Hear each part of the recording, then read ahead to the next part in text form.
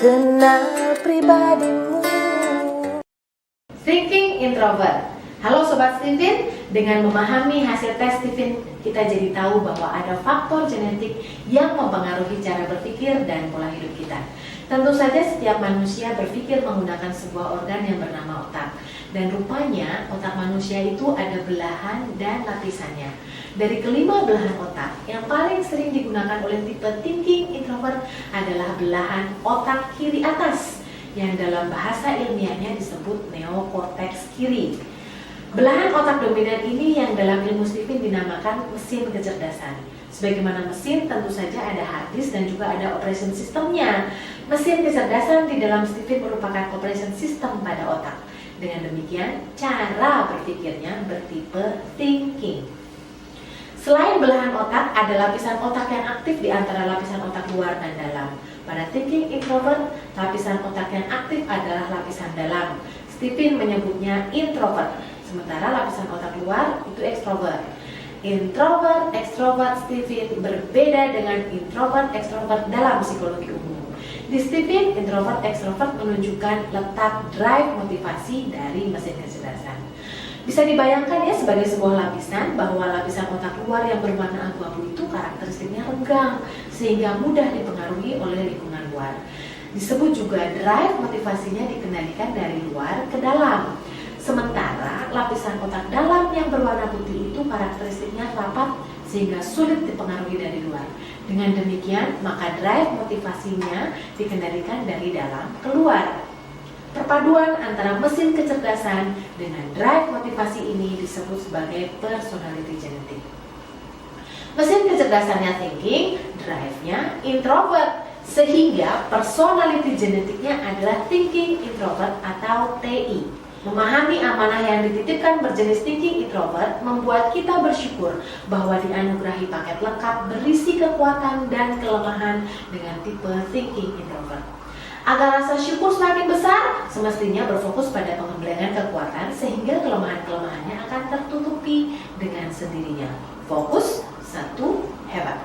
Yuk kita sekarang bahas apa saja kekuatan dan kelemahan, juga bagaimana sebaiknya menggembleng kekuatan agar semakin optimal bermanfaatan hidupnya thinking introvert.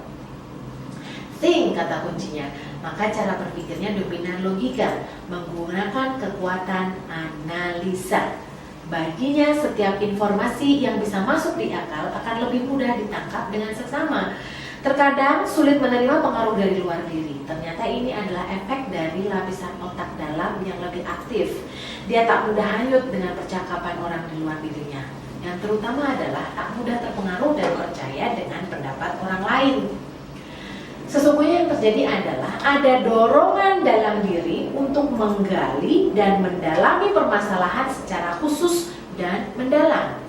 Biasanya lagi, agar bisa menerima informasi dari luar, maka akan melakukan pencarian data dan fakta yang sistematis dan terstruktur sehingga meyakinkan bahwa hal tersebut penuh kepastian. Dia lebih senang bekerja efektif, mengharapkan hasil dengan standar kepastian tinggi, cenderung memilih membuat sistem yang efektif sehingga segala sesuatunya berjalan otomatis dan stabil dalam kepastian yang tinggi. Urusan dengan mesin dan teknis menjadi hal yang penting baginya. Dalam mengeluarkan uang, dia juga efektif.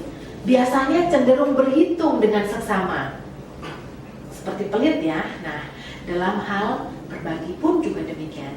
Dia cenderung menyukai menyumbangkan pikiran daripada menyumbangkan uang, karena menurutnya hal itu lebih efektif.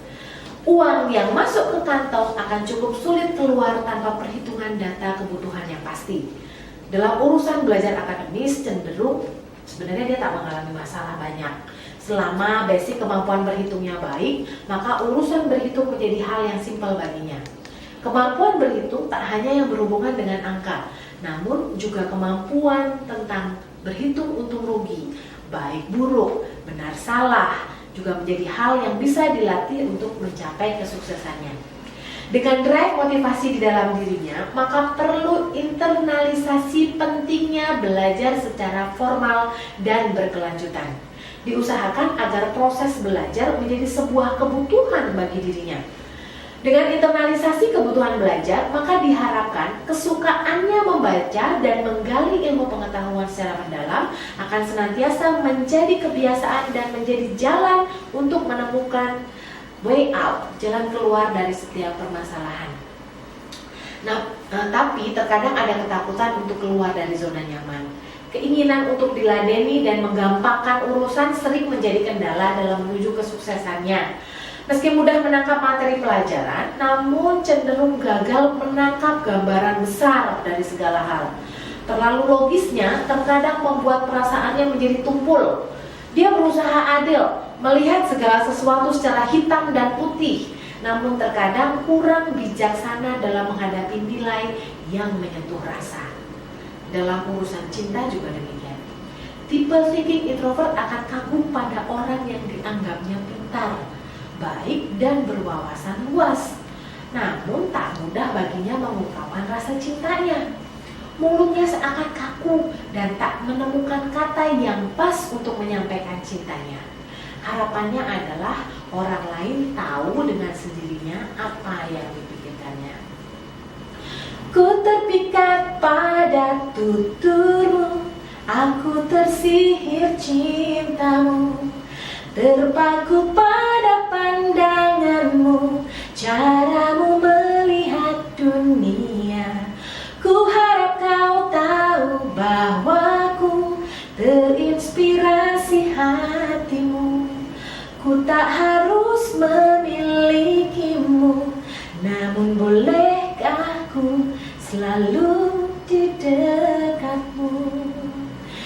Pada akhirnya tipe thinking introvert cenderung menjadi secret admirer, pengagum rahasia. Sesungguhnya mereka perlu bantuan orang lain untuk menjadi sarana penyampai cintanya. Maka ta'aruf, reuni menjadi ajang yang terbaik dalam menemukan pasangannya. Dengan baterai dari diri sendiri, kecenderungannya adalah mandiri, bekerja sendiri dan lebih memilih mencari data atau menguasai permasalahan secara mendalam dengan caranya sendiri. Tampak kadang-kadang terlalu keras kepala, namun bila ada hal yang gagal, cenderung hilang rasionalitasnya dan malah bergantung dengan faktor lain yang biasanya irasional. Pada saat seperti inilah dia cenderung mudah untuk diprovokasi dan tak lagi melihat data atau fakta yang menjadi acuan rasionalitasnya. Dia akan merasa sukses bila diberi kepercayaan dan tanggung jawab dalam mengelola bidangnya sendiri. Untuk itu semestinya dia punya lokasi atau kantor yang pasti untuk memulai membuat tapak keberhasilan. Lokasi ini sebaiknya permanen agar usahanya stabil dan terstruktur. Dari lokasi ini kemudian semestinya dia memulai dan mengusahakan agar hal-hal lain yang dilakukannya semakin membesar dan berdampak. Ini yang kemudian akan menjadi sumber kebahagiaan karena serasa mendapatkan tahta. Dari semua potensi yang telah Allah berikan itu, rasanya akan menjadi mubazir bila tidak dioptimalkan sebagai bentuk syukur tertinggi kepada Allah. Bersyukur sebagai bentuk ibadah akan lebih nyaman bila kita lakukan sesuai dengan personality kita. Dengan anugerah potensi terbaik dalam hal menalar, kekuatan tulang, kemudahan untuk hidup mandiri, dan memikirkan sesuatu secara mendalam, maka semestinya dia lebih fokus dalam skala prioritas yang tak melulu tentang kepentingan dirinya sendiri. Kesungguhan kebiasaan berdasar makanan yang harus dilakukannya adalah penuh konsentrasi dengan sholat khusyuk dan bertafakur. Fokuslah thinking introvert, Anda luar biasa. Steven, gue banget.